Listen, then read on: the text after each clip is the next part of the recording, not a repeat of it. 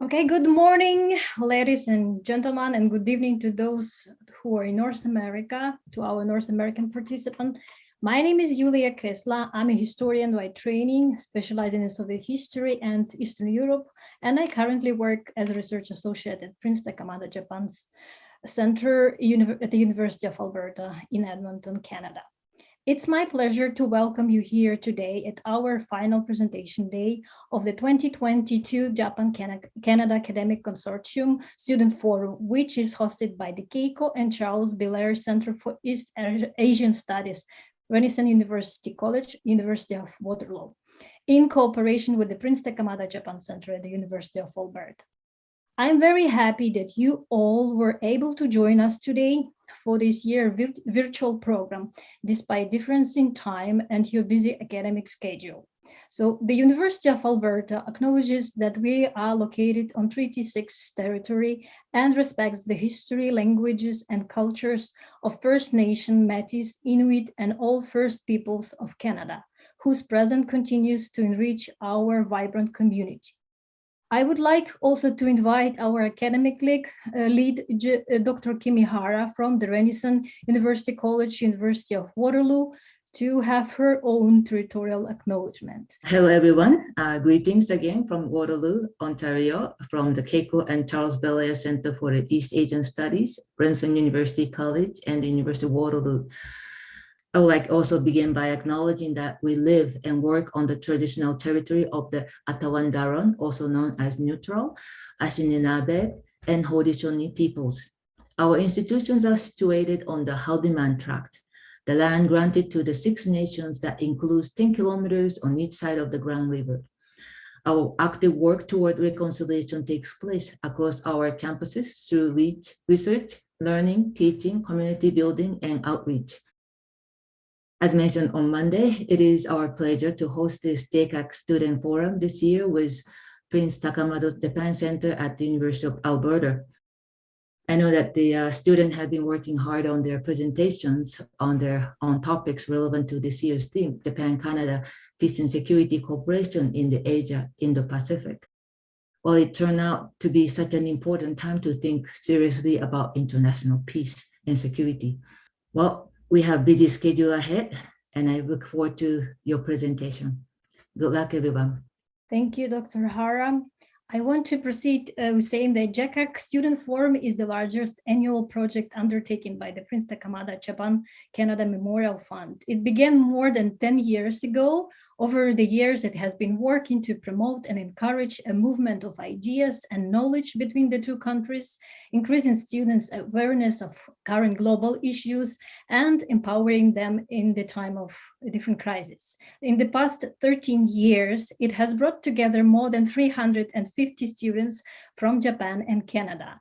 And it is our second forum, which is held online because of the COVID-19 pandemic. First and foremost, I would like to express our sincere appreciations of Her Imperial Highness Princess Takamada for her continued support and participation through a video message on the forum. I'm delighted to be able to join you on the final day of the 13th JACAC Forum. COVID-19 has affected all our lives, and I know that the impact has been great on students the world over. However, I'm sure that the efforts that you have made over the last 3 years will help you adapt to a new norm and will stand you in good stead as you move on in life. Because after all, life is a succession of challenges that need to be overcome.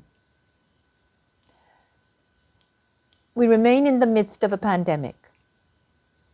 Meanwhile, climate change increasingly manifests itself throughout the world. And last year, Canadians found themselves having to endure a succession of weather extremes, including deadly heat waves, ravaging fires and drought, unprecedented floods, devastating windstorms, hurricanes, and more. And as if that were not enough, there are many local conflicts worldwide that might, especially with foreign involvement in each case, escalate into a war. From this perspective, the topics that you have covered during this year's forum are really well chosen and timely. I would like to share with you 4 lessons that I learned during my student days in Girton College, Cambridge, as I feel that they are relevant to what you have been doing and discussing.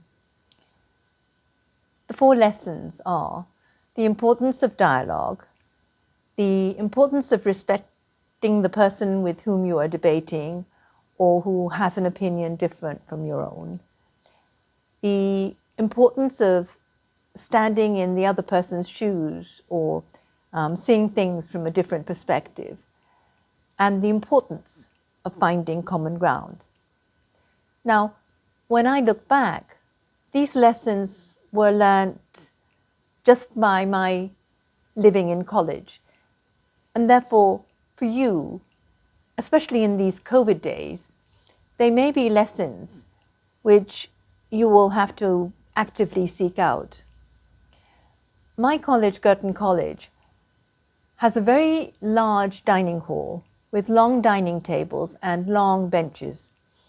When you go into the hall for lunch or dinner, you find yourself sitting next to people from different disciplines, possibly different countries, different cultural, ethnic, socioeconomic, political backgrounds. And you have interesting conversations about all sorts of topics. This atmosphere means that one can easily mix with people who do not necessarily share all your views.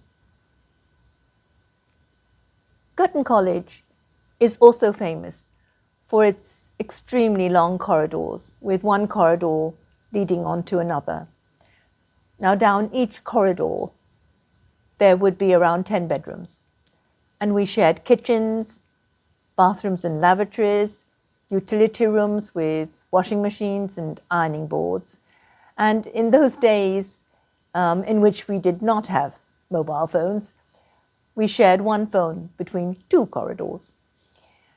In order to get to your own corridor, you would have to go down other corridors. So there were many occasions on which you would meet people.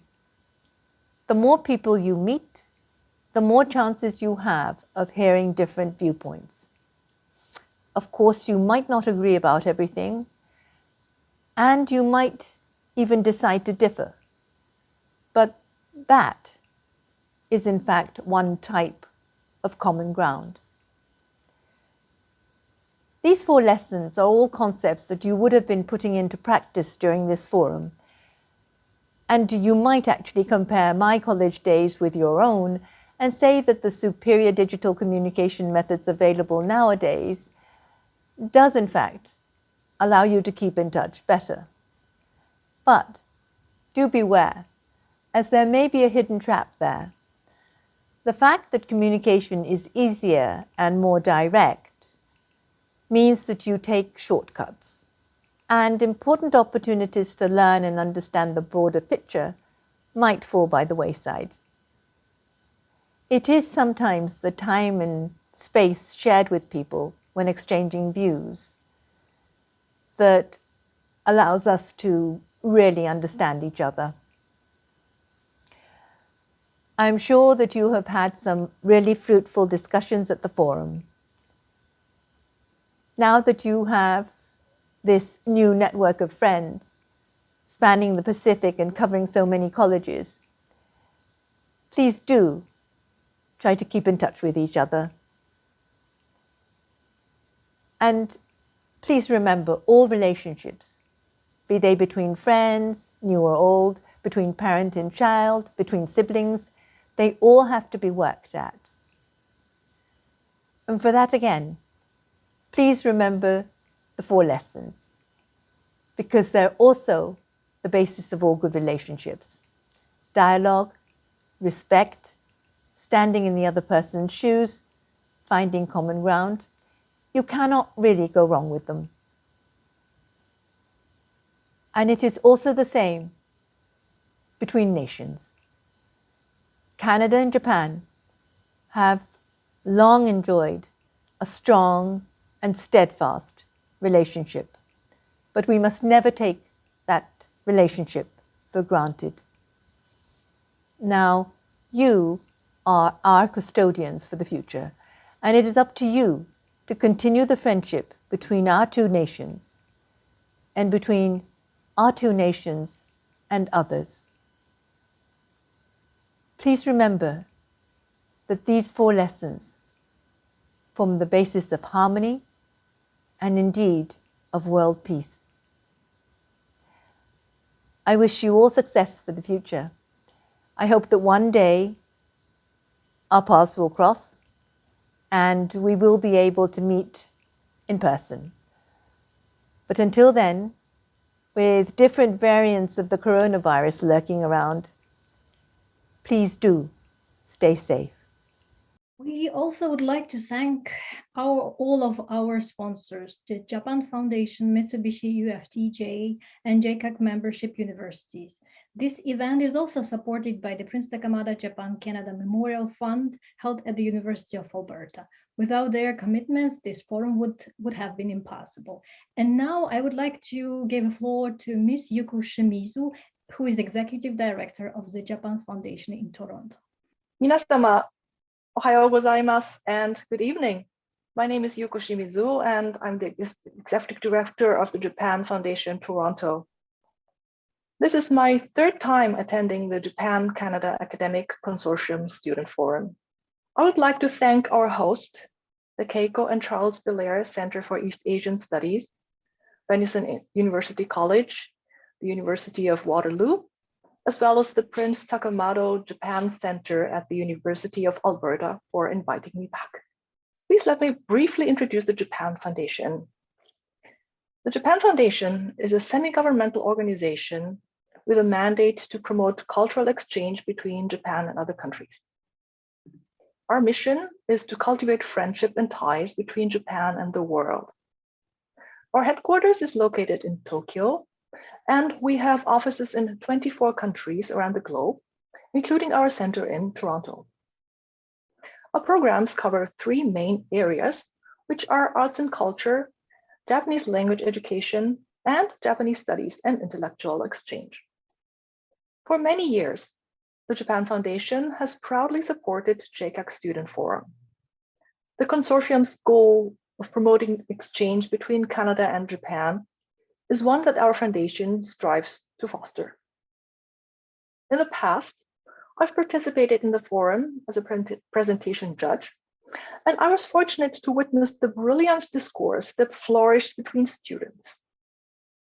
It was inspiring to see students so engaged in their research, collaborating with one another, and sharing their well-thought-out presentations. In this way, JACAC Student Forum provides a valuable channel for ongoing dialogue between young scholars and future leaders of both countries. To continue holding the forum for 13 years and finding ways to move it all online speaks to the passion and dedication of JACAC organizers and participating universities. Dr. Aya Fujiwara, Dr. Yulia Kisla, Ms. Rei Kondo, Dr. Kimi Ehara, and Ms. Akiko Kato. Please accept my congratulations on another successful forum. Students, today is final presentation day. By now, you have heard the lectures from experts of policy research. You've debated with your groups and discussed how to formulate the best presentations. I believe we are all very much looking forward to the next part, not because there has to be a winner, but because it's exciting and gratifying to see your minds at work and to find out how the next generation of thinkers will approach international cooperation and intellectual exchange. Congratulations on the efforts you've already devoted to this event. I hope that you will log off today with fond memories and new inspirations. Thank you and good luck. Gambatte kudasai. Thank you, Ms. Shimizu. Before we start our presentation, and I will introduce judges, I wanted to say a few words about the situation in Ukraine right now, and where the Russian Federation, as you know, has launched a full-fledged war against the Ukrainian sovereign country. As you may know, at 4 o'clock in the morning at Kievan time, so it has been late evening yesterday in Edmonton, Russia has launched attack in major cities and airports in Ukraine, both in east and west. In this very moment, many Ukrainian cities, including my native town, Kherson, are being shelled by the Russian army.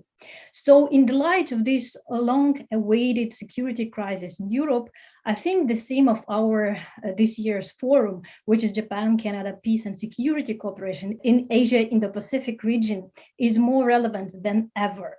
This is a critical moment for security and prosperity across Europe and the globe. The war against Ukraine has many implications, not just for the security of Europe, but also for the whole Indo-Pacific region, given the situation around Taiwan and growing tensions with China. This connection was mentioned by our keynote speaker, Consul General Mr. Sasayama Takuya, on the very first day of our forum last Friday. And I believe at least one of our group who is presenting on Taiwan may explore this issue further. So moving right along, it is my pleasure to introduce our judges who will be evaluated our participants' final presentations today. On behalf of everyone here today, I want to thank you all for making your time in your busy schedule to be our judges and for making the time to listen and assess our participants' presentations. We are lucky to have Dr. Kimihara, who is our academic lead also, who is professor and the Renaissance Research Professor in East Asian Studies, Renaissance University College at the University of Waterloo. Thank you, Dr. Hara. We also have Dr. Akiko Fukushima, who is Senior Fellow at Tokyo Foundation for Policy Research, joining us from Japan. Welcome, Dr. Fukushima.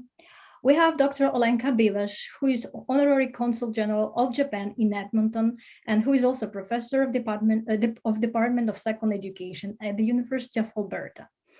And we also have Dr. Aya Fujiwara, who is Director of Prince Takamada Japan Center for Teaching and Research, University of Alberta. Again, welcome everybody. Thank you for coming today.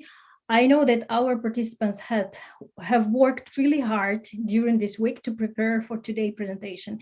I'm looking forward to hearing your presentations and to our fruitful discussions today.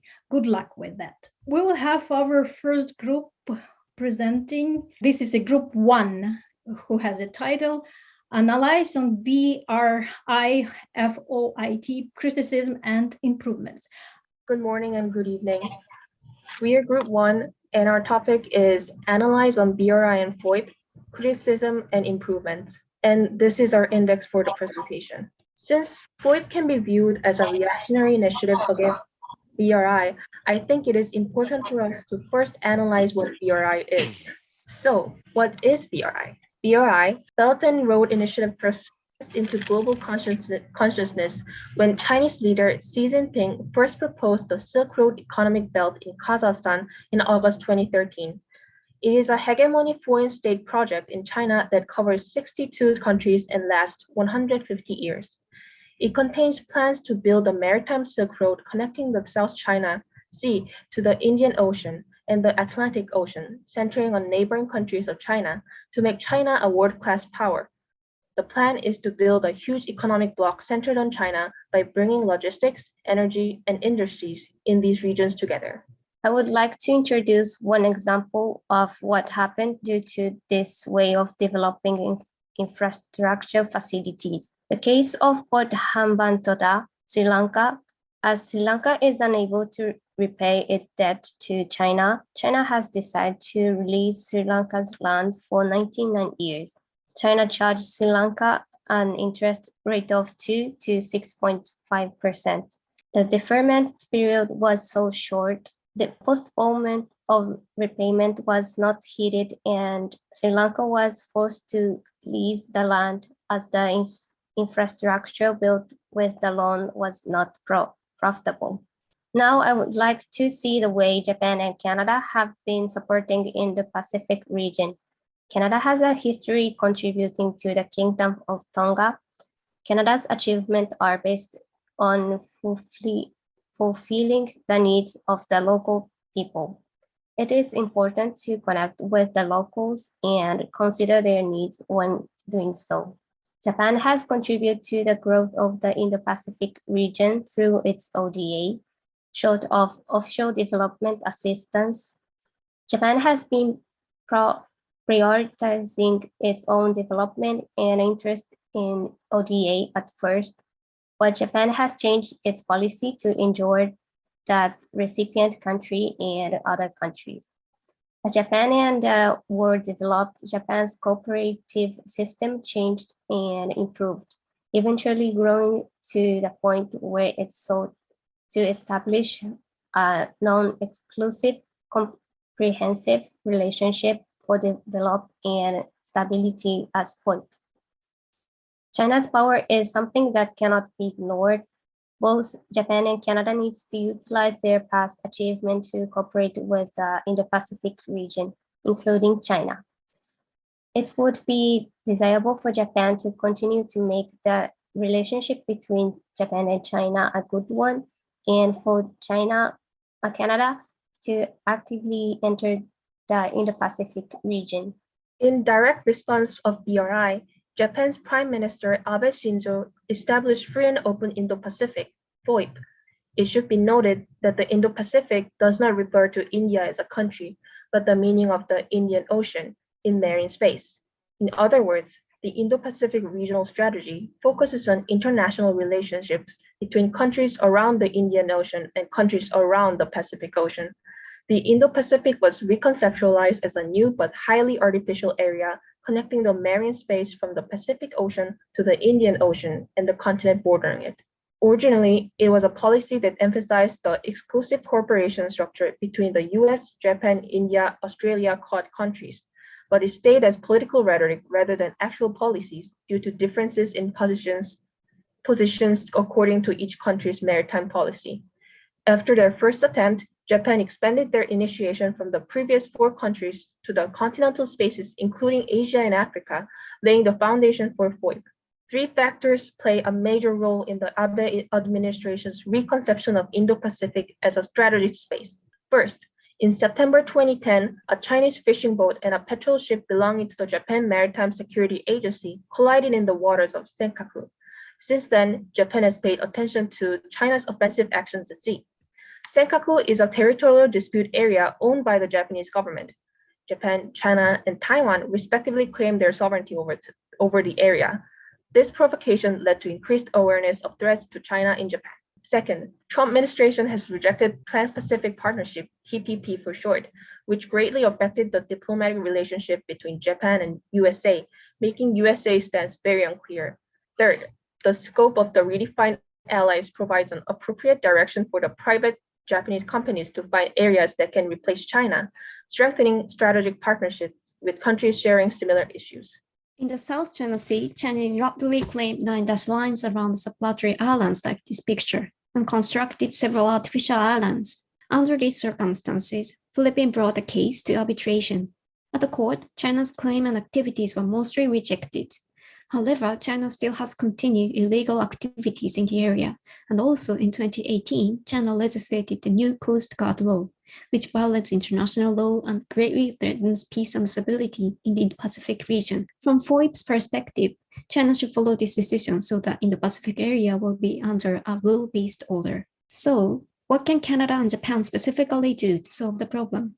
We came up with 3 solutions. The first way is to boost functional cooperation and dialogue with claimant states through the International Maritime Organization. For instance, humanitarian assistance and disaster relief programs can help ease intensified maritime situation. The second one is to use G7 framework because all member states share the common values. In 2016, G7 officially expressed its strong opposition to unilateral actions that raise tensions in the South China Sea, according to Philippines arbitration. China opposed such announcement, but this surely worked effectively in terms of its representativeness of solidarity among like-minded nations. The last point is to harmonize the different perspectives toward FOIP. Look at the table on the right side of this slide. Each nation has its own way of calling Indo-Pacific policy. For example, the United States uses strategy that possibly includes hard power. On the other hand, ASEAN, France, and Germany avoid such strong expression. Then Japan and Canada are in the middle way using initiative, which implies both soft and hard standpoint. The two countries should play a leading role in integration of the concept of FOIP. In conclusion, everything leads to believe that Ottawa, engaging with FOIP, will strengthen its relations with Tokyo. Not only does it advance Canadian national interests, but also promotes collaboration between like-minded political allies like Japan. According to Jeffrey Reeves in his paper, Canada's Strategic Approach to Asia, Canada disengaging with the FOIP would mean losing reputation points with potential partners in the Indo-Pacific, ASEAN, for example. This could be critical for Canada's worldwide image, as a country is often considered a fervent defender of human rights. In terms of benefits, signing with the FOIP can help Canada and Japan better understand the needs of Indo-Pacific countries. The possibility of establishing long-lasting relations in this region could be truly beneficial for the partnership of tomorrow. Moreover, it would contribute to maintaining Canada's and Japan's reputation on an international level. In terms of the disadvantages, Ottawa and Tokyo should not expect their relations with Beijing to improve anytime soon. Like any other country, choosing sides is not always ideal, especially not in a multipolar era dividing the world between China and the US. Canadian as well as Japanese values pursue an idea of development that embraces a humanitarian perspective. However, China still resorts to violence instead of using soft power in respecting international law. China's numerous and even recent human rights violations demonstrate that the Belt and Road Initiative might not be trustworthy in the long term. Some argue it might even constitute a threat to the sovereignty of countries neighboring China. In 2022, it is critical to find a middle ground through dialogue. It is a great time for Canada to engage in the FOIP and promote an all-inclusive way to conduct business. It is a duty of wealthy nations like Japan and Canada to join forces for the sake of the common good. Thank you. Thank you very much, Group 4. So now we'll have an opportunity for a question. This was an excellent presentation. The research was well done, and I'm quite impressed. One question, if I may. As you have pointed out in your presentation, both BRI and Indo-Pacific visions or strategies or whatever you call it have the element of support for infrastructure building, both physical and digital. And China is not a member of DAC countries. Therefore, their rule of providing aid is different from Canadian or Japanese rules for providing aid. And that is the source of the problem with BRI, as you have pointed out. Are there any possible Canadian and Japanese collaboration in improving transparency or rules of aid for the credibility and transparency? Any ideas? Yeah, indeed, ODA and China's way of supporting developing countries are different a little bit, but I think we can show the FOIP sites can show the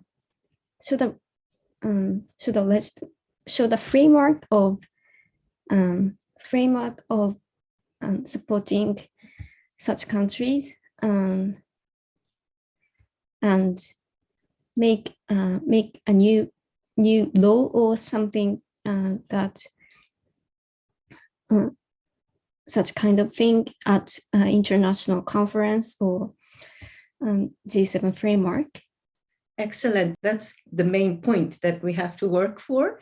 Otherwise, recipients of aid, particularly from BRI, would suffer from the repayment burden and have to make compromises which they do not want to. So framework or rules or standards for quality investment assistance would be necessary. That's a terrific response. Thank you. My question regards the BRI and the potential of resistance to it by certain countries, given perhaps what they see as advantages from China and or fear of China.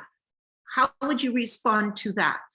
I think it is important for us to respond to it collectively and united as various countries. It's not going to work as just US versus China is not going to work. We have to unite and show the international opinion about those tyranny and set some groundworks for what have to be done. My question is that you have a very positive view of Japan's ODA, but in history, Japan's ODA has sometimes was also criticized as when Japan was still economically doing well, as the some sort of economic colonialism, and it's that sort of angle. So do you see any similarities, similar views on Japan's ODA and BRI? What I wanted to say was that Japan did something that China is doing now, but I think Japan have changed the way they wanted to do, because first Japan was only focusing, not only, but more focusing on the benefits of own country, but they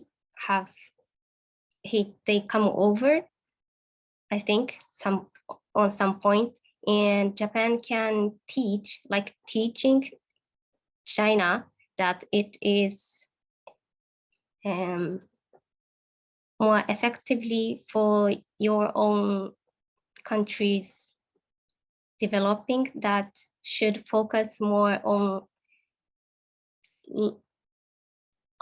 big point of view of supporting, that's not focusing on only on your own country or short-term benefits. I talked about the ODA today. It's clear. To add to what Julie just said, I do agree that Japan should play the big brother's role of China. And I also believe that the situation is quite different, considering China is counterbalancing the hegemonic power of America. And so they need to impose themselves on an international scale to be able to make differences. But are they taking the right direction? We don't know yet. And this is why we still believe that if they would join FOIP, that would help them as well as other countries to make their way in, because FOIP is not excluding China, like we've said. So they should as well participate with other countries, and all together we can put ourselves up instead of downing some countries instead. Congratulate Group 1 on successful presentation. Thank you very much. So Group 5, are you ready to proceed? Hello, I'm Saki Shigetomi from Seinan Gakuin University. My name is Yusuke Tomioka. I'm from Hosei University. My name is Mike Yoshida. I'm from Tsuda University. My name is Kata McLean. I'm from the University of Waterloo, and today our presentation will focus on how Japan and Canada should cooperate with Asian nations. We will discuss the shared security issues in the South China Sea, how Canada and Japan can promote peace and security in the region through their partnership with ASEAN to promote economic investment, sustainable development, and environmental policies in the region, and how both nations need to maintain this relationship with ASEAN to prevent future conflict in the region, and how Canada and Japan can improve their cooperation security framework by maintaining a consistent relationship with ASEAN to create a better relationship with the Indo-Pacific regions. Canada, Japan, and ASEAN all share a common area of concern, which is the South China Sea, as China has drawn out its own 9-dash line in the region, seeking control of this part of the world for its own use. Fellow Asian nations such as Vietnam, Philippines, Malaysia, and Brunei are all located within the South China Sea and have many disputes and territorial claims in this region. With coordinated efforts of Canada, Japan, and ASEAN working together to promote the rule of law within the South China Sea. As you can see here, Canada, Japan, and ASEAN share one common objective towards the South China Sea, which is the rule of law, which is to promote and maintain peace and security in the Indo-Pacific region. As both Canada and Japan need to sustain and enhance international agreements and their participation in multilateral forums, Canada and Japan are influential middle powers with shared principles. Both are G7 members of key international organizations and bodies throughout the world. Canada and Japan are also 2 of the 10 dialogue partners of ASEAN currently, and by having this relationship with Asian nations will allow for them to provide reassurance that existing international arrangements and forums are important to maintain peace and security in the Indo-Pacific region. Empathy. Empathy is essential to understanding the perspective of others, in this case specifically for Asian nations. Understanding the hardship and challenges in which Asian nations face can help Canada and Japan build their relationship with these nations, which can also be done by investing in the region through sustainable development and environmental policies. By supporting and cooperating with ASEAN, we aim to create a strong foundation of each ASEAN member state. A strong foundation brings a country steady, and each country's steadiness leads to the steadiness of the entire ASEAN region. We believe the firm and steady foothold strengthens the unity and independence of ASEAN and turns ASEAN's attention to international matters more and more, as they have extended their activities gradually since it was founded, and ultimately, that will lead to peace and steadiness in the Asia-Indo-Pacific region. How do we support creating strong foundation of ASEAN member states? A country is composed of many elements, and this time we are going to make an approach from the aspects of sustainable development, environment, and human security. As a reason why we choose these 3 topics, we can give an example of Minamata disease. It happened in the second half of the 20th century in 2 regions, Japan and Ontario, Canada. This disease was caused by industrial pollution. It did long-term and indescribable damage to the human body and environment in the region. In the worst case, it affected even unborn children. Not limited to Minamata disease cases, under rapid growth and industrialization, both Canada and Japan have made a lot of mistakes and experienced many tragedies that destroyed environment and sustainability and also endangered human security. But at the same time, we learned thousands of lessons from these experiences. So we think as developed countries, Canada and Japan have a responsibility and mission to share and make use of our experiences to protect people's lives and prevent future tragedies. That is the reason why we focus on these topics. I'll explain the reason why these negative experiences of Canada and Japan contribute to keeping peaceful and strong relationship between countries. The 2030 Agenda for Sustainable Development was adopted by members of the United Nations in 2015. This contains 70 Sustainable Development Goals, covering a wide range of issues on the Earth. Therefore, all of us should work on sustainable development immediately, which gives us empathy to cooperate with each other. At first, I'm going to illustrate the successful cases having been addressed by Asia Indo-Pacific countries. The Economic and Social Commission for Asia-Pacific, ESCAP, was organized as an intergovernmental platform and created the Asia-Pacific Forum on Sustainable Development based on their role, which is ESCAP supports commitments to sustainable development. While Asia also tries to promote sustainable development, they should approve of project before starting it, because each member of ASEAN respects sovereignty. This brings the necessity for Canada and Japan to assist them. There are many environmental challenges that Indo-Pacific nations are facing today. And here's an example in Vietnam. Vietnam is one rapidly developing country in Southeast Asia, and the population concentrates in urban areas. As we can see, their major means of transportation is motorbikes. And this congestion of bikes has led to a significant number of deaths from traffic accidents every year. Moreover, some people suffer lung cancer and heart diseases caused by air pollution. To deal with the problem, the Japanese government has offered a large amount of official development assistance to Vietnam since 1990s. According to JACAC, they recently launched on a support for a metro construction project in Ho Chi Minh City to provide a new means of transportation to protect people's lives. They are aiming at reducing the number of deaths caused by traffic accidents and health problems caused by air pollution, and promote the shift to eco-friendly society. And we propose that Canada and Japan should collaborate to promote those regions. And Mikey will walk about this topic now. We look at the connection between Canada and Asia. Canada has assisted the development of Asia since the 1950s and became the dialogue partner of Asia in 1977. Nowadays, Canada helps Asian countries to develop mainly three aspects: economic, social, culture, and policy security. Asia is the second largest recipient for Canada investment, and Singapore is one of them.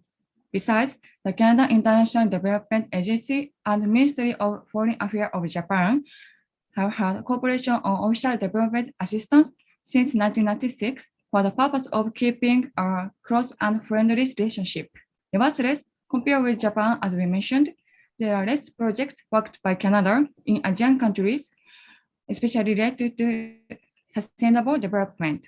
As I experienced so far, through assistance and cooperation from both Canada and Japan, not only two countries, but also Asians are given benefits.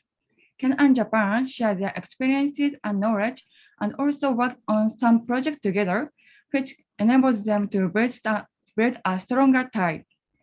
Additionally, an Asian region increases eco-friendly awareness and helps them to attain sustainable goals, keeping a close relationship with two countries.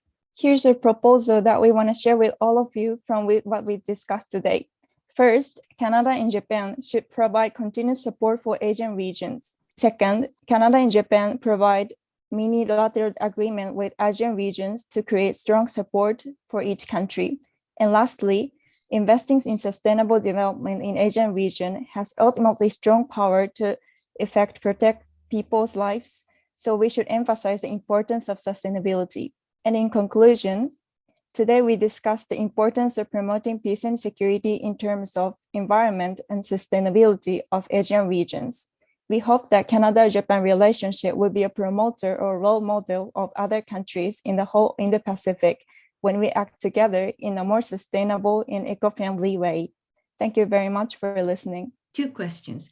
One, why did you pick ASEAN as a place for Japan and Canada to work together? How important is ASEAN for Canada? How important is ASEAN for Japan in the context of Indo-Pacific? Second, towards the end of your presentation, you have referred to Canada and Japan working together, engaging mini-lateral in the area. What do you mean by mini-lateral? Mini-lateral just by Japan and Canada, or forming some more, including some more countries to work together on ASEAN? Those two quick questions. Thank you. I can answer the first question. So we chose ASEAN because we realized that while all those countries, the 10 countries, are so different from each other, historically, culturally, their religion, they are so different, we realized that while they're so different, they're all banding together for a more important cause and promoting peace and stability within the Indo-Pacific region. And I think we realized that these nations really need each other within this region. Thank you. And about the second question, the meaning of mini-lateral agreement, we are focusing on the few countries' relationship, especially in between Canada, Japan, and we emphasize that we can strengthen our relationship when we have a common goal in promoting sustainable development in Asian region. And so we're focused on this region to build a more stronger relationship with each other. You talked a lot about leadership that Canada and Japan can take and also our experiences, assistance based on our experience. But yeah, we have some experience, but it looks like we are not doing particularly well in terms of reducing greenhouse gas and in terms of sustainability. So in terms of approach, how do you think that we can convince these ASEAN countries to follow our examples? Thank you. I can answer this question. In our view, Japan and Canada has experiences out of mistakes we are developed. We can use this information or knowledge to Asian countries because most of Asian countries are still developing countries, and now these countries has developed rapidly. So on the other hand, development causes a lot of environmental issues like emission, CO2 emission, or like so on. So Canada and Japan cooperated with Asian countries to develop these countries. We can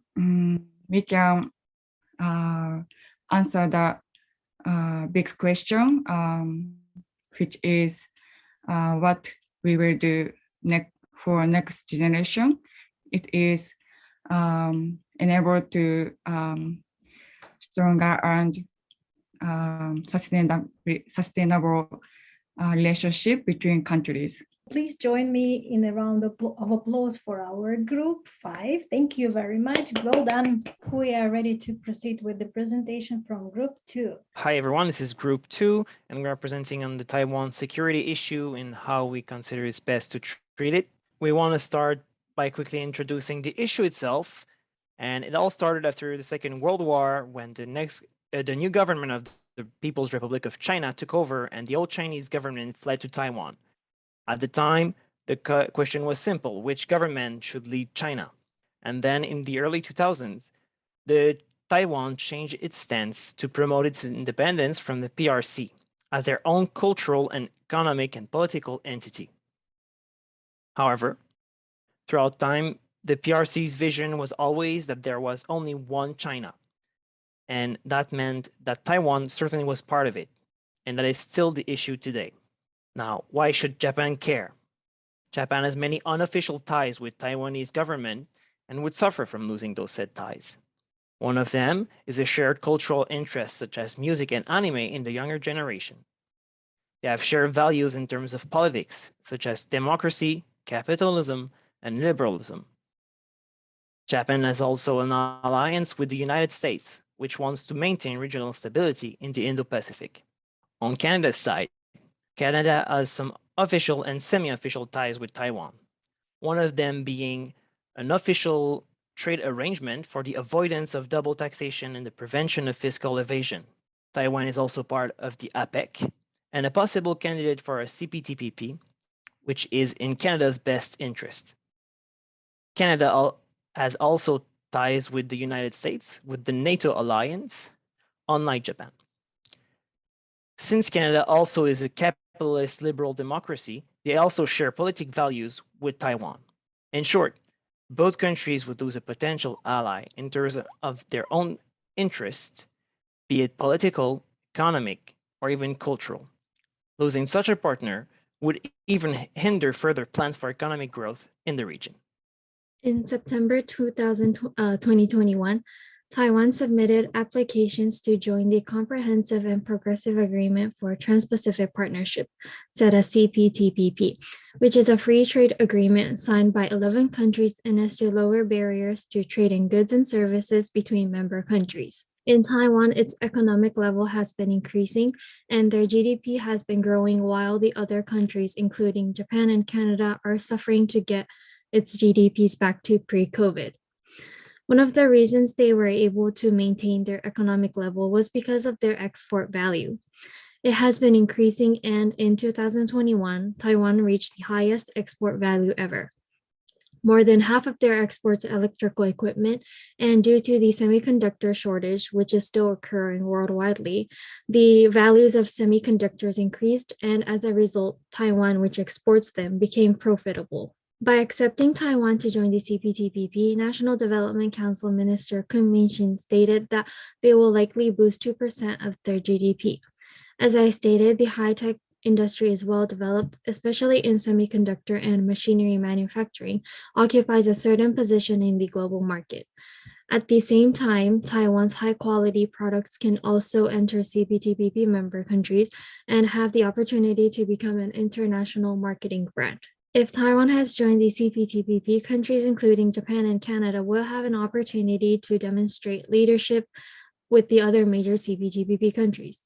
Furthermore, welcoming an economy like Taiwan that is an important global trader and a key player in global supply chains will add to the strength of the organization.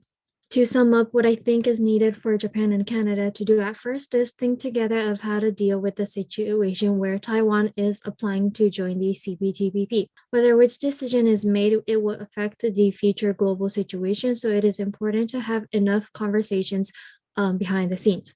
However, at any time, we need to make sure that the support Japan and Canada does is very delicate, maybe in other words, done in a secret manner. Next, approach this issue from military and diplomatic perspective. There are 10 possible future scenarios. 6 scenarios are by David Lag. I'm actually not familiar with their names, however. So 6 are by David Lag and 4 scenarios by Michael Mangelson. 4 scenarios made by Mangelson, and those are negotiation basis. However, because currently China and Taiwan have a different goal, and it is unlikely they sit down and have a negotiation to solve this problem. So shift a gear to 6 scenarios by David Lag. All of them include the usage of military forces or ending the issue with the war. Quickly introduce about Japan and Canada's stance for Taiwan. Canada clearly stated as Canada does not recognize Taiwan as a sovereign state and does not maintain official government-to-government relations with Taipei. Also, Japan, according to Kuriyama, he analyzed the joint communique of the government of Japan and the government of the People's Republic of China. Japan agreed and understand that issue as a issue between China and Taiwan, and Japan will not be in a discussion. However, when there's an armed conflict or the usage of military forces, then the story will be different, and Japan cannot hold a position at this point. So there's a possibility this issue goes in the wrong direction, and what Canada and Japan can do, or how can those 2 countries cooperate with. One way is 2 countries can create the scenario together.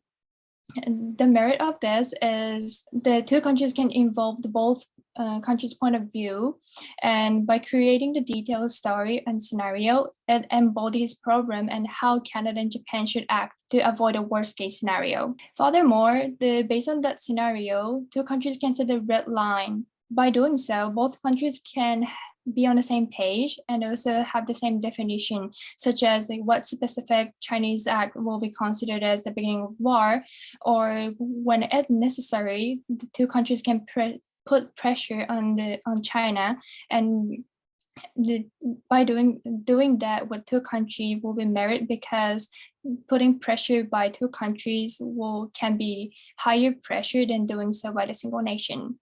Also, we can look from different perspectives. Even considering those scenarios, Japan and Canada are not likely to use military forces. Canada is a peacekeeping country, and Japan has been pacifist ever since Japan lost World War II.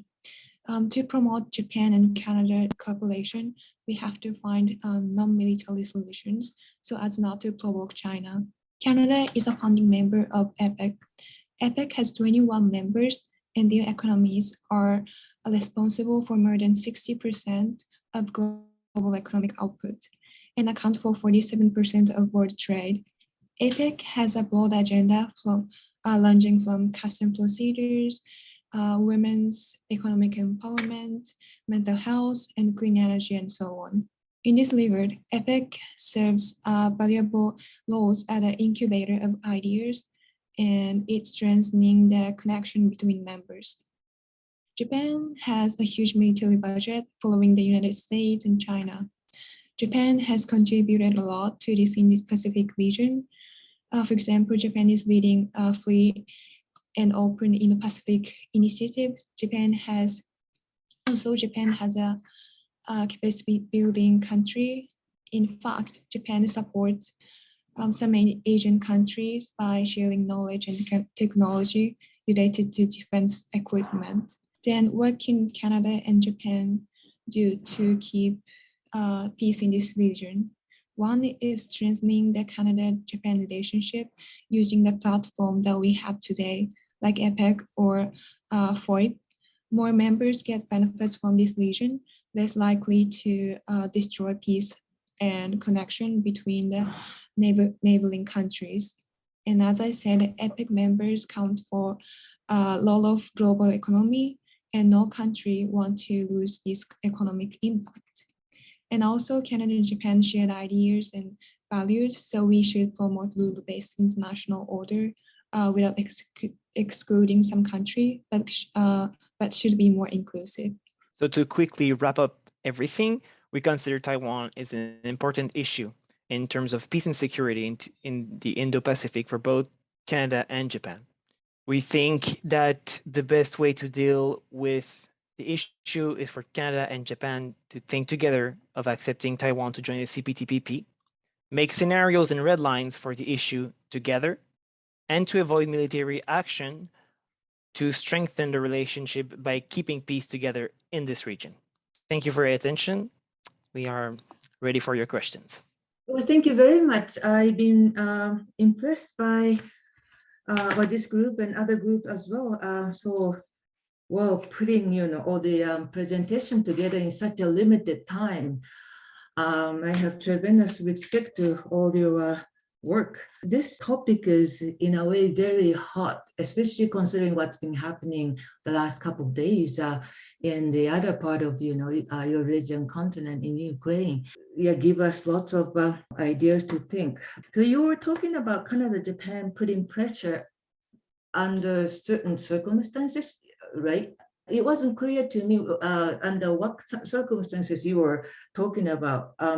So is that you want Canada and Japan work together to pressure on mainland China if they invade, or what kind of scenario were you talking about? Because there are several, about 10 scenarios. Do you want to do all those things in every possible things that you listed? Actually, no. And my point was, so like there is 10 scenarios, but Japan and Canada should create the new one based on what both countries think about to that issue. And based on that scenario, create the red line. And like I said, put pressure, but if it's necessary. So like red line is basically the line Canada and Japan start considering to use their own military power for like self-defense, or like if something goes wrong in case. That's what I meant by like putting pressure. When you say Canada and Japan should consider scenarios, those are different from those 10? It is different from 10 scenarios. Okay, and then can you come up with some concrete example of what kind of situation? Actually, it is very hard. But I would say, so the scenario started from like China, like mainland China will invade it's like a mainland of the Taiwan, or there's some little islands, like probably like the one closer to the China mainland. And when it started, they started like getting outside of Japan and Canada, but like those like Taiwan and US, like US might help, and the US have a alliance with Canada, and Canada will be involved, and like so like Canada and Japan have other alliance, and like Japan will be involved, and like those like started involving like the other countries. Mm-hmm. When China would invade, so David Lugg, the person who created this scenario, he used the word blockade, so like invading to the land and like kind of like isolate the land from the other countries. Mm-hmm. So like that means like there is the involvement of armies or like military forces or like any kind of like it's kind of like starting the war, kind of. If I can add something to what Yuki says, I think one important thing that is about us, this like Japan and Canada discussing about scenarios, is that things are quickly evolving. Like the situation in Europe is to be taken into consideration right now because Russia and China, from what I understand, are having some discussion about alliances. So it's important for us to react to that too, and not just those scenarios that Leg created, since they might be a little outdated to the current situation. We'll have to give our round of applause for our group 2. Thank you very much for your presentation on such a difficult topic. So our next group who will be presented is group 3. Good morning, good evening, good afternoon, everyone. We are Group 3 and we'll be presenting on Japan-Canada cooperation in the South China Sea. My name is Chloe Kang and I'm a student at the University of British Columbia. I'm Maya Kashima from Ritsumeikan University. My name is Junosuke Nakagawa. I'm in my first year of graduate studies at Chosa International University. Hi, I'm Michiko Sawa and I go to the University of Regina. So we're going to be looking at some context in the background of this problem in the South China Sea, what to contend within the South China Sea, what our solution is involving multilateral teamwork and the implications of this. So while Canada and Japan have not had many direct ties historically, we have had a mostly diplomatic relationship. And we have learned that Canada and Japan actually have a lot in common and can help each other with various goals. For example, a partnership between these two countries allows Canada to enter more multilateral organizations in Asia, and Canada can also act as a good support for Japan with experience in multilateral diplomacy. So over the recent years, Canada and Japan have been increasing their allyship with each other, such as increasing imports and exports between the two countries and being partners with the CPTPP. So in our lecture with Dr. Welch, we learned about what is happening in the South China Sea and why China has become so intimidating to the countries in this region. Now, China believes that it owns many territorial features in the South China Sea, shown within the 9-dash line diagram. One of these features they claimed control of was the Scarborough Shoals and the water surrounding it, which is where the Philippine fishers have been fishing for centuries now. In 1982, the United Nations Convention on the Law of the Sea set specified maritime zone rules to govern maritime jurisdiction. There's a certain distance from a country's coast that they can consider their sovereign waters and can legally use that for economic purposes like fishing, exploring, or pumping oil and gas. The Scarborough Shoals are in the Philippines' exclusive economic maritime zone, but China says that they control these shoals, so they actually have the right to these surrounding waters. Now, the problem came in 2016 when the Philippines asked the Permanent Court of Arbitration if this was legal, and they ruled that the Scarborough Shoals are not actually islands and therefore cannot have their own economic zone. Even if these features are ones that China owns, China cannot claim any maritime zone surrounding them. Now, China has not accepted this ruling and has said that they still have a right to these waters. And while they are technically abiding by these set laws, they are still increasing their military power, doing military exercises, maintaining a large presence throughout the South China Sea, and are giving aggressive signals to other countries to not pump for oil or gas. Now, both Japan and Canada share the ideology of a rule-based multilateral system. So they are working together to try to keep China abiding the maritime laws in a diffusive and diplomatic way. Some think that Canada should be putting more resources toward building our thinning relationship with China. But with Canada joining more of the Pacific multilateral forums with Japan's help, they can help stabilize China's status in the region and involve them in more multilateral economic partnerships. And Canada and Japan have also been occasionally sending naval vessels to the South China Sea to signal the acknowledgement of this maritime area as international waters rather than China's property. Next, I'd like to talk about potential problems in the South China Sea. China's rising influence seems to be considered a problem in terms of territorial and maritime disputes. Let me start with an explanation of potential benefits in the South China Sea. As Michiko mentioned earlier, there are some possible benefits in the South China Sea. According to Bisley 2016, the South China Sea has an abundance of natural resources such as gas, oil, and fish. Therefore, countries in the region see potential chances of their economic growth and their security of supply in the South China Sea. And China is also one of them. However, China could be a threat in the South China Sea with their military power. Burgess 2020 claims that today, China's maritime expansion activities enable it to potentially interfere with oil and gas exploration, and its anti-access area denial capabilities pose a challenge to the US Navy and the Air Force operations and to maritime and air traffic. He further argues that China poses a potential threat to trade flows, resource extraction, and military operations in a highly strategic body of water. That tells us that situation now can lead to a possible conflict between the US and China. In addition, many countries are bordering the South China Sea, so there might be more opportunities to ruin the balance and the stability of the region. Now, what can Japan and Canada do in this situation? How can Japan and Canada tackle with the aforementioned problems in the region? Japan and Canada share visions of a free and open Indo-Pacific. If they want to peacefully manage the region, the issues should be solved in some kinds of diplomatic ways. That leads us to our solution. We believe that Canada and Japan are well suited towards leading multinational working groups focused on tackling specific issues in the region. This is largely based on the concept of scientific diplomacy from journalist James Borton. He says that creating a forum for diplomats, scientists, academics, NGOs, students, and other interest groups to collaborate and having these claimant countries working towards a common goal is a potential solution to this issue. For example, a potential issue that these groups could work on is the environmental degradation occurring in the South China Sea.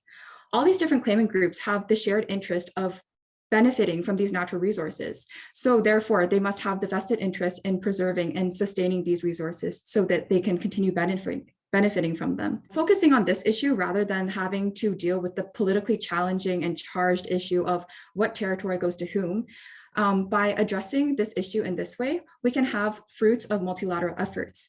In this way, we can have the South China Sea become a global commons. We can have all these different claimant groups working towards improving it for the future, rather than having political spats over who gets what.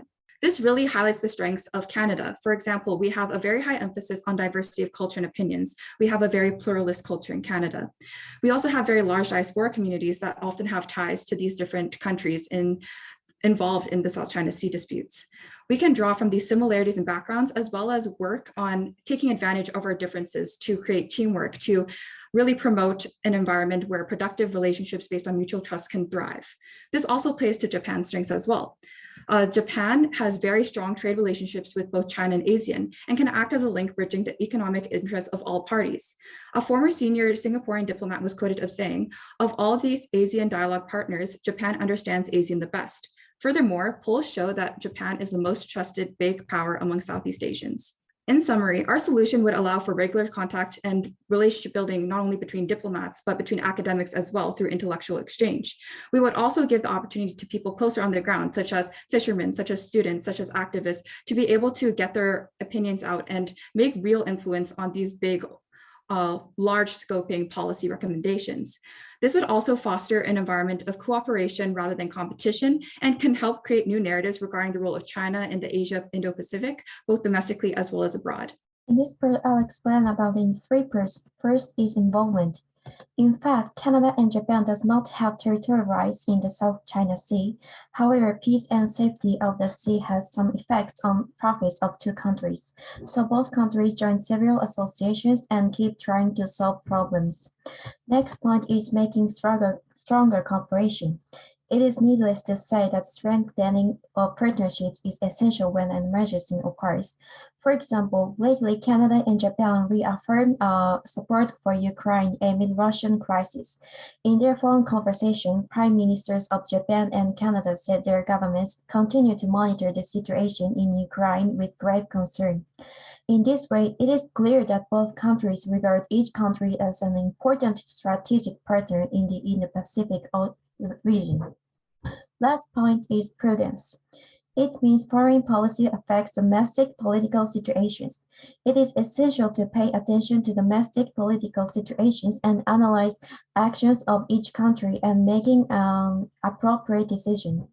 These are 3 points to realize peace. However, what can young generation do for a peaceful world? Key point is empathy. How does empathy occur? I will propose 2 tips. First one is interaction. Interaction is a good opportunity to get to know each other more deeply. Iceberg theory says that only a small part is visible and the largest part is underwater. It is invisible. So by interacting, people can discover a new side of others and broaden their horizons. Next, having knowledge is also essential. There is a lot of correct and incorrect information in our lives, and we are sometimes confused. To distinguish the correct one, we need to keep learning. This consortium gave us knowledge and opportunities to interact with people who have different viewpoints, and we raise awareness toward peace. By telling others what we learned, we can also spread or enhance awareness of peace. So let's start to keep learning and keep sharing. That's for all our presentation. Thank you for listening. A great presentation, and I'm very much interested in following your proposals for solutions on South China Sea. I have one specific question. What kind of new narratives can we create for China's role in the region? And another question is, you haven't referred to code of conduct in South China Sea. Is it a reflection that it's not possible, or are there anything you think you can do in order to have quality code of conduct on South China Sea between ASEAN members and China? Those are the 2 quick questions, but great presentation. Thank you. To answer your questions, I think that regarding the new narratives, having China be a willing participant in creating constructive solutions towards issues such as like environmental degradation will help it frame it as someone who is powerful and using that power towards good, using that economic and kind of reputation as a very strong power in the world towards good is kind of creating that new narrative. Instead of having the tension between China versus the US and ASEAN and like anyone who aligns with the US, I think by having, again, that idea of cooperation rather than this like US-China bilateral competition is what's going to help create this new narrative, both as China's role in the Asia-Pacific, as well as like the domestic narrative of what China's role is in the world. Am I right in understanding that you're suggesting more functional or technical topics to be chosen to kind of bring China into the cooperative conversation in South China Sea and create new positive role for China to play? Am I right in understanding? Yes, I believe that there's a lot of like benefits that China can bring to the conversation. So I think capitalizing on those advantages would help create new narratives. Good. I enjoy your presentation, especially the part of empathy with the heart mark attached to it. It was very nice. My question is about your assessment on the existing framework, ASEAN plus China on South China Sea issue. Is it not functioning? And you also mentioned there's a multilateral working group which Canada and Japan lead. You didn't say Canada, Japan help them lead. One question mark on this: Canada, Japan, from South China and Southeast Asia coming over there and then taking initiative or leadership. Would they be okay? To answer your second question, I think when we mean that Canada and Japan take the lead, I think it's just like taking the initiative to start the conversation, to start this framework, to start these institutions, and then later being able to have, like, again, a very pluralist view of the discussions that occur. I think it's beneficial for everyone to have equal say and equal opportunity to make their voices heard. But I think that because of Japan's strong ties with ASEAN, because of Canada's soft power, and how its reputation is as a middle power, I think it makes them very strongly suited towards kickstarting these initiatives. But I think definitely both powers have the capacity and the will to kind of step back and make sure that all opinions are known.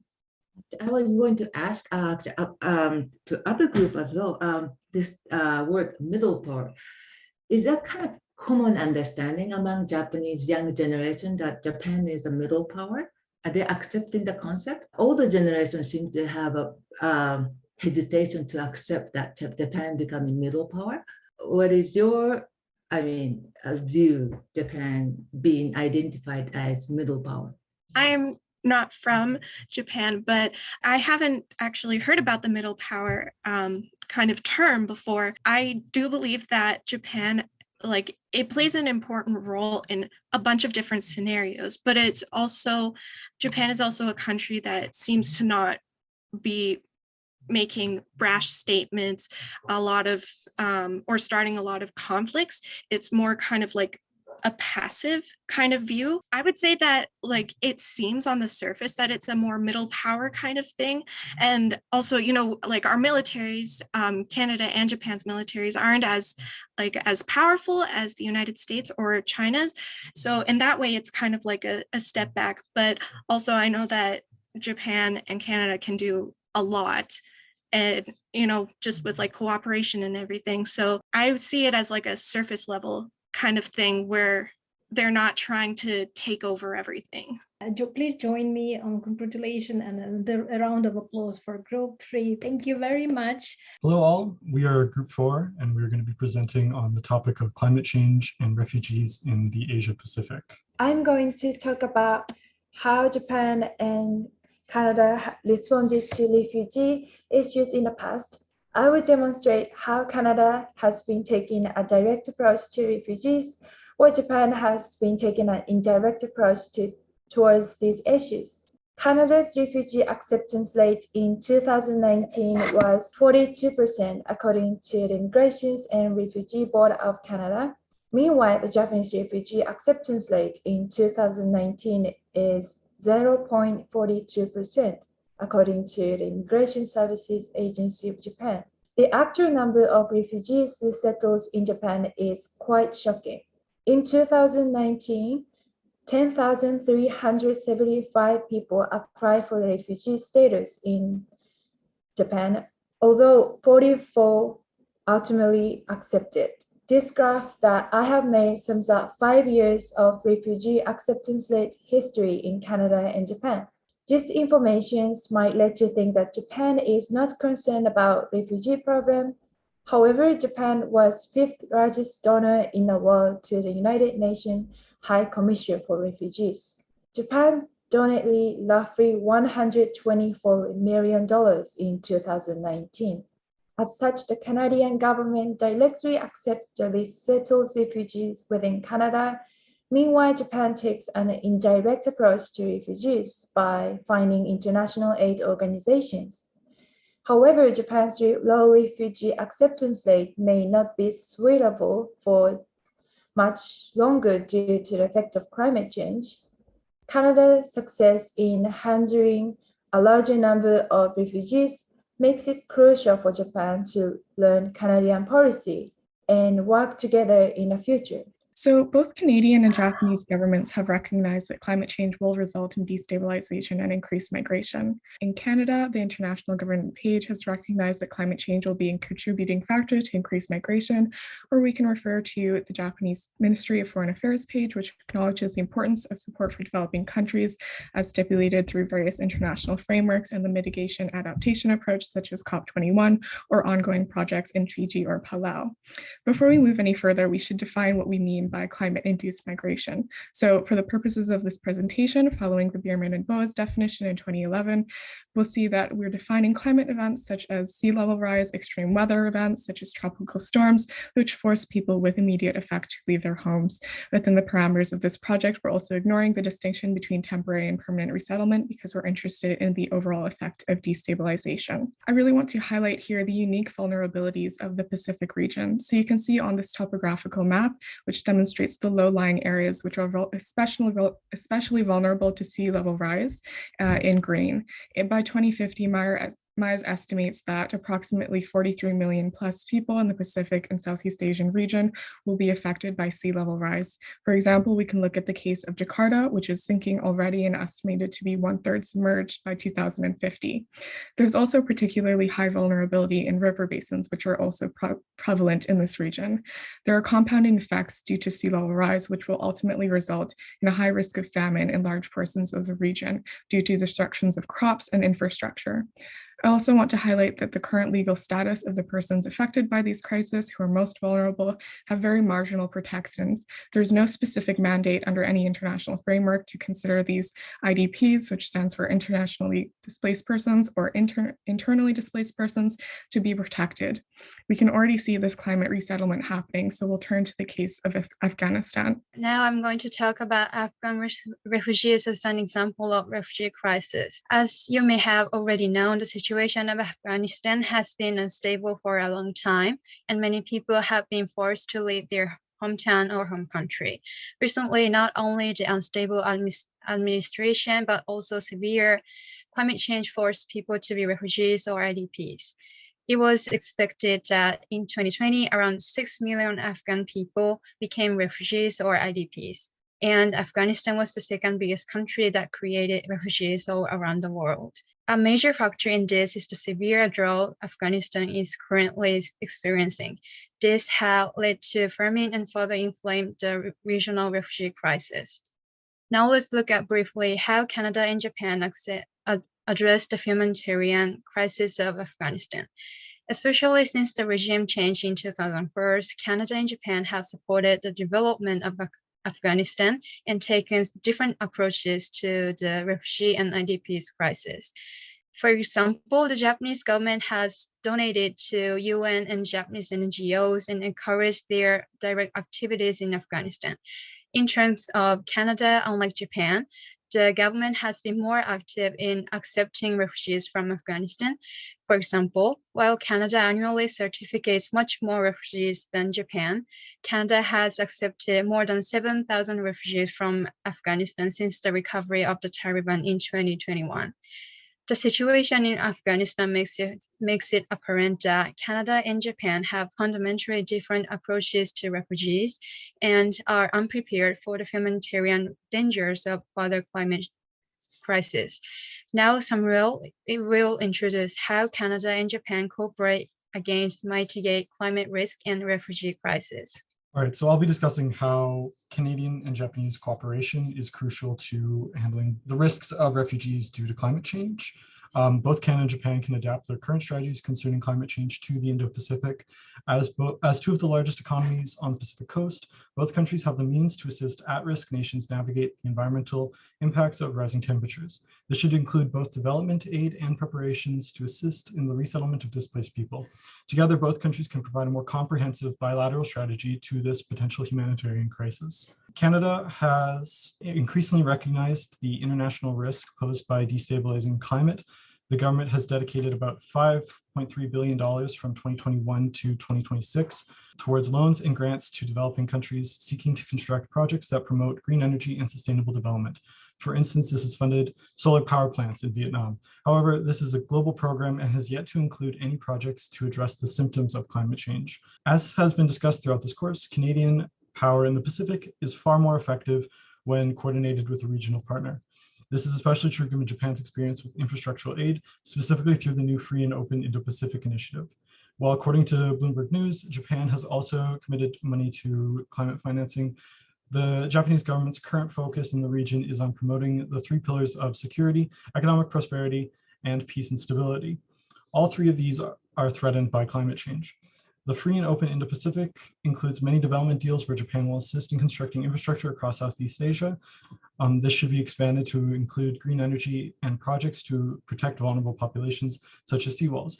Canada should also expand its funding and assistance, similarly, and ideally coordinate this with local partners and the Japanese government. Should sea levels continue to rise, a considerable portion of Southeast Asia's population will be displaced. Canada and Japan must be ready to assist these climate refugees. As established earlier, Japan provides considerable funding to international refugee agencies, but resettles few refugees within the country. Through intergovernmental exchange, Canadian officials can assist the Japanese government with resettlement of potential climate refugees. Furthermore, Canada and Japan's geographic position means that any Canadian involvement in handling such a refugee crisis could require Japanese assistance in staging and financing transportation to Canada. While preventative infrastructure will be part of the climate solution in the Pacific, it is likely that people will still be displaced by rising sea levels. As such, Canada and Japan need to increase their capacity for their refugee funding and strategies. Through bilateral cooperation, both countries can assist one another in addressing the risks of a humanitarian crisis in the Pacific.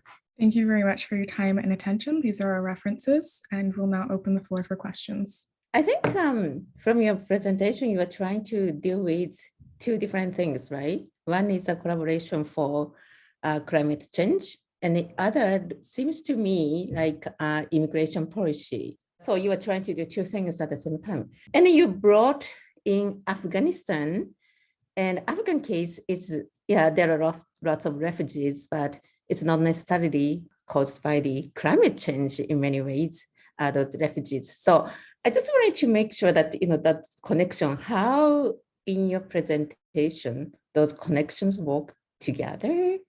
And at the same time, my second question is, yeah, Canada opens its door to refugees way more than Japan, that is for sure.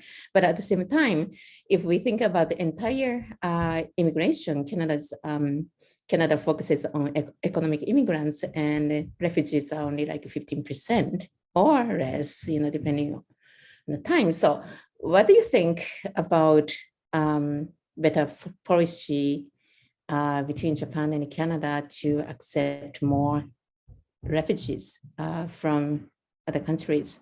The connections between climate change and refugee issues is that if sea level has risen, and there is no way that those residents that living in the nation that sea level has risen, no way to immigrate to other countries. So it causes the refugees, and this is a huge demand that we need to tackle climate change to not increase refugees, but at the same time, we need to prepare for the refugees while working on the climate change. So I think it's strongly connected between refugee issues and climate change. I'll add some opinions about Sachina's answers. As many have already known in this forum, Afghanistan is one of the countries which have unstable administration, and because of that, Afghanistan created many refugees for many decades. We noticed that recently, because of the climate change, Afghanistan tend to create much more refugees because of the climate change. So that's why we chose to cite Afghanistan as an example of this presentation. If I can further elaborate on that and answer your second point, we focused on Afghanistan because the history of Afghanistan and the factors behind the situation are incredibly complex. However, the United Nations last month put out its largest call for humanitarian aid to Afghanistan because of a famine that is largely caused by a severe climate-related drought, right? So we think it is a really pressing example because Canada and Japan were both involved in the resettlement of Afghan refugees, and the country shows kind of the danger of political destabilization and climate-related disaster and how that will lead to a number of displaced people internationally. And we think that's kind of provides a window into the danger that will affect the whole world, but specifically to our presentation, Southeast Asia. To answer your second question about like immigration policy more broadly, in my opinion, I don't see immigration policy I don't think it's as related to refugee policy as many people would believe, because like the amount of immigrants is usually determined by a country's governmental policy, where the amount of refugees it accepts, that can be determined a lot by the situation internationally. So if there are refugees arriving in the Japanese islands, then it's not up to the Japanese immigration policy about how they will handle that. They need to be prepared to accept and resettle more refugees if climate change does displace people in Southeast Asia. Please join me in a round of applause for group number 4. Thank you very much. I just want to give an opportunity for our judges to say a few words, if you would like. Well, I'd like to congratulate all of the teams on, as one of our judges has said earlier, this has been an intense week and you're working in different time zones and you've had to learn a lot about one another's countries, and in order to work together to create some strategic decisions. So I really want to commend everybody. If I were to give any tips to anyone, I would say don't speak too quickly. Make sure that when you put visuals on the screen that you are comparing the same thing and that they're comparable in size. Visuals are very, very helpful. Graphic representations such as maps, graphs, they often will show a synthesis of a lot of information. So they're easy for an observer to be able to process, especially when you have a short amount of time. I know that most of you were working not in your mother tongue, and I commend you for that. It is not easy to give a presentation at this level in another language. And I want to encourage you not to be shy about that. You know, when you have good ideas, people listen carefully and they don't even notice mistakes, so to speak. So I think that there's a rich wealth of knowledge among all of you, and I'm sure you work together to be able to communicate with one another throughout. Excellent topics, very interesting. This is my second year as a judge, and I have learned so much from you all. So thank you for your investment. I hope you will have long-term relationships as the princess suggested. Thank you very much. I'm extremely impressed with the quality of presentations made. I gather that you have done a great work together and great teamwork despite the physical differences, time differences, and other differences that you had to suffer because of this virtual link. Nevertheless, I'd like to echo the points already made by co-judges. I hope you will cherish your network, friendship that you have cultivated over this week. I find my own network, my friendship, as an asset, as working as a scholar. I have spent 1 year at UBC as a visiting professor, and I cherish my experience there. And I hope all of you would make much of the network that you have created. Network, by the way, is kind of a green plant. You have to keep watering them, otherwise you're going to lose it. Please don't lose it. Great work. Thank you. Yeah, I would also like to echo other judges for your wonderful work. I noticed that some of your presentations really, reflected your deep understanding of the assigned readings and videos, and some other presentations had very interesting originality that wasn't covered in those readings or videos. So the very interesting, mixture presentation. I'm still in the same shoes. I'm not a native English speaker, and I'm still struggling. But then when I was listening to your presentation, I was remembering when I was at your age many years ago, everyone did far better than I would have. So yeah, I really admire your courage and then hard work. Thank you, everyone. And especially for students, I'm also very much impressed by your presentation. It's such a short time and you didn't know each other before you come to this place. But then you were working together and produced such a wonderful presentations. And that is absolutely amazing. And also, I see number of university representatives here. Some of them already left, but thank you very much for your support. I see representatives from Hosei University, International University, and Queen's University, Seinangakuin University, and Ritsumeikan University. So many people. Thank you so much for joining us. Finally, I just wanted to thank Yuria for your work. And I really understand this was a very, very difficult time for you because of the situation in your homeland. She actually came here to host this event, which was very impressive too. So thank you very much, Yuria. And I wish all the best, for your family and you and everyone. I want to thank everyone, especially judges, for your time that you have.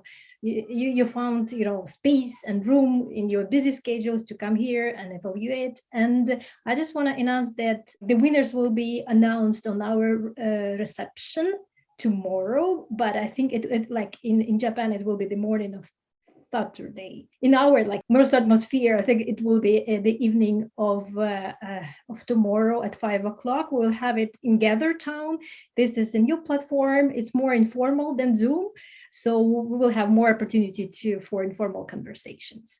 But so please, everyone who is here present, please come and join us there. And we will be celebrating the winners of this 2022 JACAC Student Forum. And again, thank you everyone, especially our presenters, for your insightful presentations. And please come and join us tomorrow. Thank you. See you soon. And just have a wonderful evening. Have a nice day. And goodbye. Thank you.